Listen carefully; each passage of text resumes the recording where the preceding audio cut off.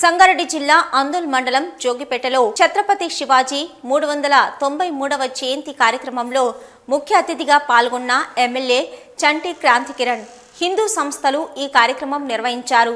Housing board colony వద్ద ఛత్రపతి శివాజీ చిత్రపటానికి పూలమాల వేయించారు.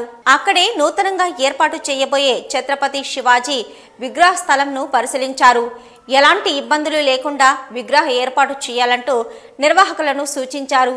అనంతరం అక్కడి నుంచి గ్రామ పురవీధుల్లో ఆటపాటలతో భారీ ఊరేగింపు చేశారు. ఛత్రపతి మహారాజుకి జై అంటూ ఆయన సేవలను గుర్తు చేసుకున్నారు.